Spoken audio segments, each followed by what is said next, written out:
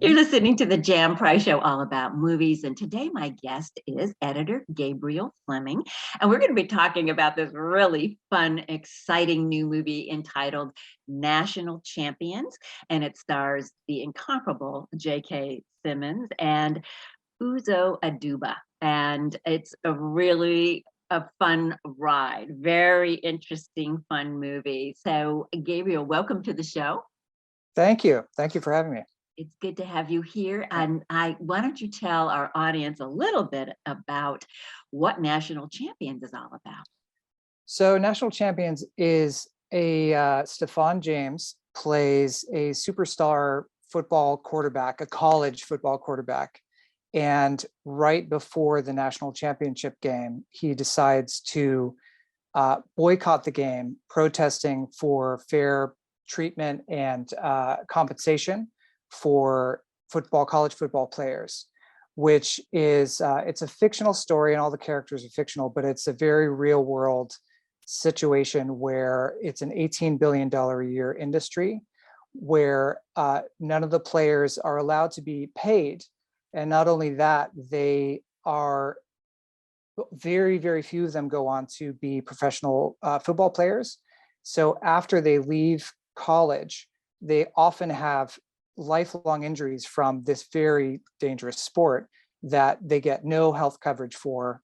And they often, if they get an injury during practice, their scholarship will be cut the next year. And it's a situation that is, with so much money in it, there certainly is enough money to get the players into a situation where they can be, compensated fairly for essentially being employees. And it's one of these kind of subjects that virtually everyone on the political spectrum believes that it's wrong, but there's a very powerful, kind of oligarchy of people who are making a lot of money off of it, who want to keep the system the way it is. And then J.K. Simmons plays the coach who is caught in the middle, and then Uzo Aduba plays the corporate lawyer who represents the NCAA, who's trying to get Stephan James's character to continue to play.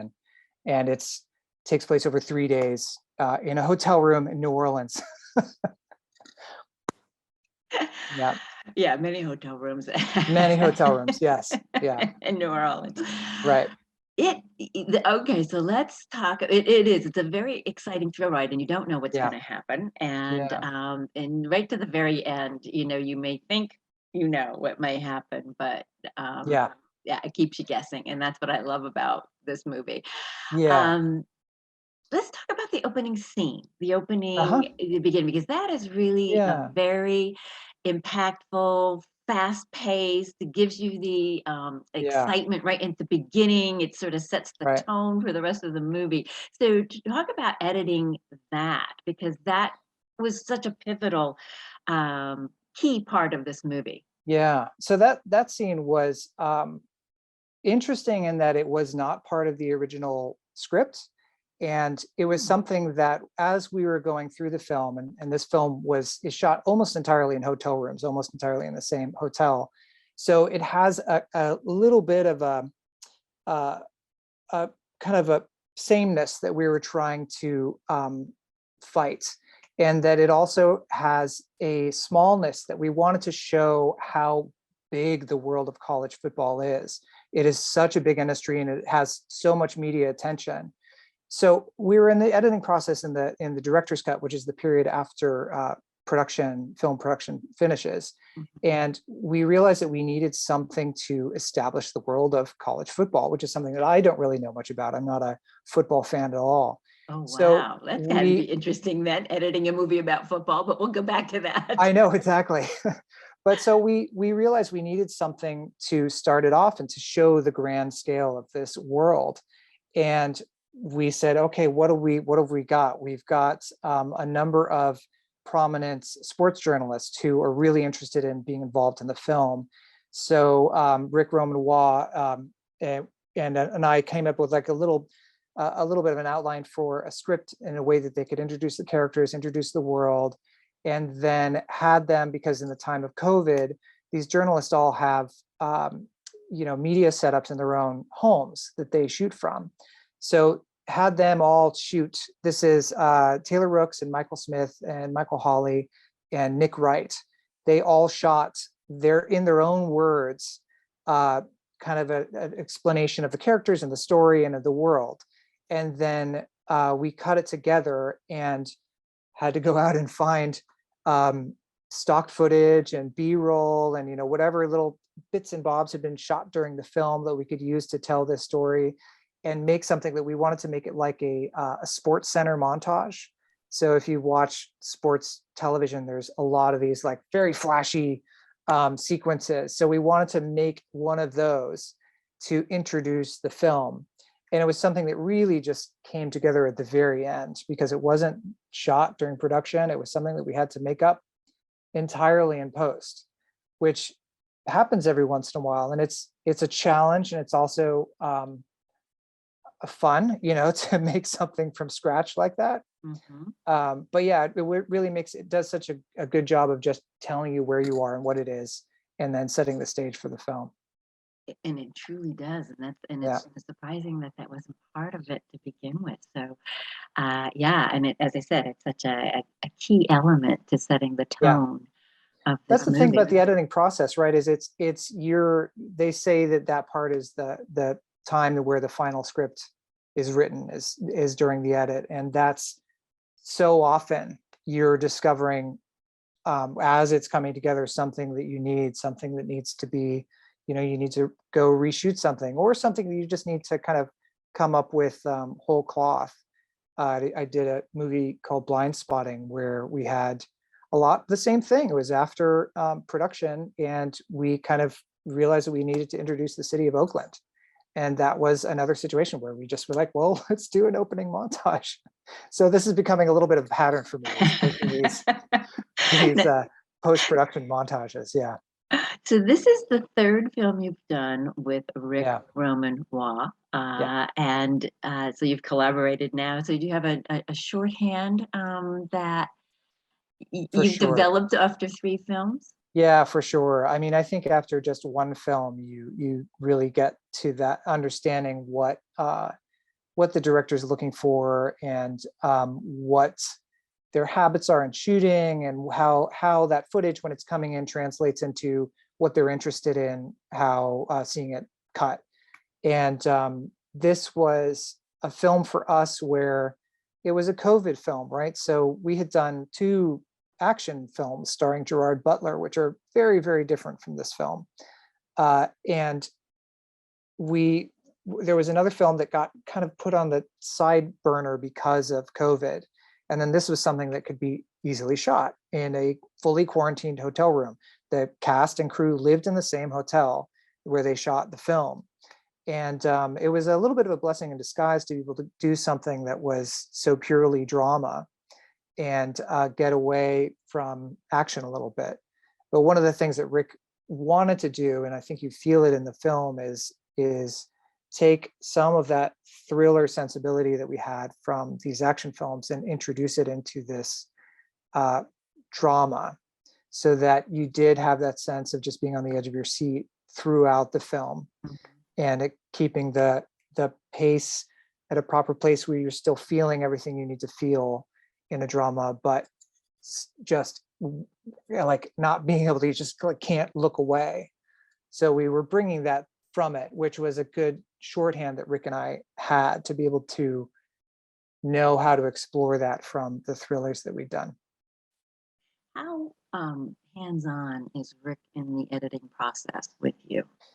Very, very hands-on. Yeah, he's he more than other directors I've worked with is there during the director's cut all the time. So the way it works is that during production, the editor is putting together the editor's cut, which is the first pass of the film, and that's done while the director is directing. So they're not there, and so you are as an editor, you're putting together just the foundation. And different directors are different. Sometimes a director will come in for a couple hours a day during the director's cut to give notes, and then they'll go off and do something else. Or I've had directors who would only come in for an hour a week and give a couple notes. But Rick is there the whole time. This is, he's always got a lot of projects going on. So he would be there in editorial before I got there, and then was often there after I left. So he's there behind me, and we're working on it together. And this is one of the reasons that for me doing the editor's cut, I really like to have something really solid and something where I feel like I've put together a good movie, so that when it gets time to the director's cut, that we're tweaking, we're getting to all of the things that the director really wants to do in a specific way, and which is how Rick directs in the edit. So for him, it's definitely his stamp on it. Oh yeah. Definitely. So which way do you like working? I mean, the directors that don't give you as much, it gives you more leeway and less, just some notes occasionally, or someone who's actively working with you constantly on the edit of the film? I think there's pluses and minuses. I think that there's a lot of ways that being with the director all the time speeds things up, because you're not doing experiments, going down a path that is not going to work. But then on the other hand, there is, it's nice to be able to be by yourself sometimes and hash something out and experiment. And so, I mean, I like doing it both ways. I think you have to have a balance. Like, you don't want a director who's just never ever there. That's not going to work, because sometimes you really go very far down a path that just gets completely turned around. So it really is a balance. And I think that's something that, working with directors, you want to kind of figure out in the beginning, like, okay, how much are we going to be together? What's the, how am I going to get time to work something out on my own? Am I going to be able to get input from you quickly?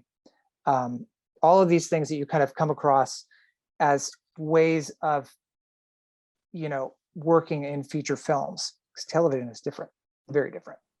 You worked in many different genres. Yes. As an editor, do you have because you've done documentaries as well as television, and then feature films, reality television?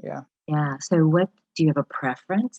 I think feature films. I mean, I really like scripted television as well. Features are great because you just get time to experiment, and also you're inventing the language as a feature editor. You're inventing the language of the film and discovering new ways of telling a story that are unique to that film. When you're doing television, you are working in an established language, which has a lot of pluses in that you can kind of work quickly and you get through a lot of content. And it's nice. Television is more dialogue heavy usually than feature films, which can be nice. But at the same time, it's not as much problem solving as features is. And I really enjoy the problem solving aspect of it. Interesting. What drew you to become an editor? Did you have another career ahead of time, or did you always think you wanted to be an editor, or did you start doing something else in the film industry? Yeah, I mean, I was, I was one of those kids with the video camera. When I was 12 years old, I worked as a busboy to make enough money to buy a VHS video camera and make little videos. But in my mind, I always saw film through cuts and how one shot moves to another shot. And that's how I watch films. And I have, it's hard for me to imagine any other way of consuming media. So when I was going through the process of learning filmmaking, and editing was just the aspect of it that I enjoyed the most. It's the most essentially cinematic part of the filmmaking process. It's not acting, which is involved in theater. It's not photography, which is, involved in photography and painting. It is, one shot to the next shot is only done in editing, film editing. So that's how I got into it. And I have done, I've written and directed a couple of micro budget features. So I've dabbled in improvisational, documentary style work, but it's always been about the editing for me. So that's the path that just totally made sense, and it's great. Yeah, that you just sort of naturally went in that direction. Yeah. I'm not sure how if everybody else would feel that way. You know how they, becoming an Yeah. editor. You know? A lot of people like being on set, and that's not 100% for me. It's not the pleasure spot for me. I really like being in an office and looking at the footage and kind of imagining ways that the footage could come together in an emotional rhythm and make you feel something. Like, I think that's essentially the nature of editing, and what draws me to editing is inspiring attention and emotions in the viewer in the way that I experience things, that experience those emotions, putting it together. I love that. That was Yeah. beautifully said. Yeah, thank Beautifully you. said. It's very Welcome. difficult to talk about editing. It's such a so few people understand what it is, Right. and so many few people understand in the film industry what it is. And I feel like the only people who really know what it does are editors themselves, and then directors who work with editors putting something together. But everybody else kind of, it's surprising how difficult it is to really know what it does and how it works. Well, they say that a performance, actually, I have read, can be made or not just through the editing. And you Absolutely, had yeah. two wonderful, well, you had many wonderful actors in this, Yeah. but two main actors, Uzo Aduba, who Hmm. just is brilliant Incredible. in Yeah. this. I mean, there's some scenes with her and her Yeah. monologues that are just whoa. Yeah. And then, of course, as I said, the incomparable J.K. Simmons. Yeah. I don't think he's bad in anything that he ever does. No, He's just, he's and never, right he's now he's not. like, Yeah. he's out there in everything at the moment. It I know seems he's in like, so many of the awards films right now. I keep seeing, yeah, oh, there's JK again. yeah, Yeah. there he is. And I've Yeah. I've done 2 films with him too. So Oh, it's what's the other one that you did? it Patriots Day he was in. Okay. So yeah. But JK and Uzo, I think, are so interesting in this film in their acting style. So JK is just, every take is great. He gives performances that are really solid, and the variations, there's a big scene with him where he gives a monologue in front of the players, and he gave a lot of interpretations of that. He had some that were very stern, he had some that were very vulnerable. There's one where he cries through most of it, and every take is consistent with the character and consistent with everything. You could use any one take and it would work.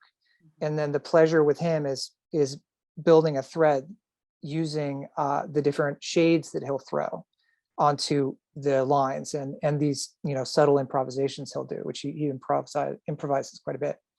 And then Uzo is different, and I think I haven't experienced that, her style, that much in actors, in professional actors. I feel like I get it in non-professional improvisational actors, but she experiments in such an interesting way. Every take she does, she is going for something different, and they don't always work, but most of them do. And they bring her and her performance in a very raw and interesting direction. And I remember the first scene that she was doing, the first dailies that came in of her, she's playing this corporate shark who's pretty vicious, and she was playing it really vulnerable. And I was just thinking, what is going on? Like, I do not understand what she's doing here. And I was a little concerned. And then as more of the scenes started coming in, started saying, wow, she's giving a lot of layers to this character that she's really anticipating ahead of time. And some takes you'll be like, this, I don't understand what she's doing here, but she's got some sort of idea. And then the other take will be like, this take is unexpected and amazing. And there's one scene in the film where she kind of goes to Stephan James and dresses down the boys, and it's a tense standoff. And there were a number of takes in there where she was kind of reprimanding them and acting as a kind of stern corporate shark. And then at a certain point, Rick went to her and said, let's try something different. Why don't we try approach it as if you were trying to save them. You were trying to help these boys.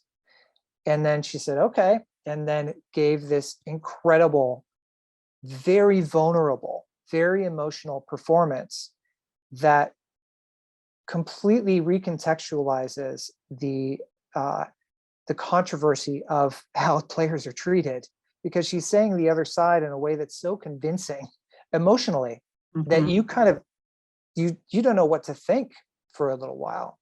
And that was really through the power of her performance, more than the ideas that she was saying, really, just how powerful she was in her interpretation of that scene.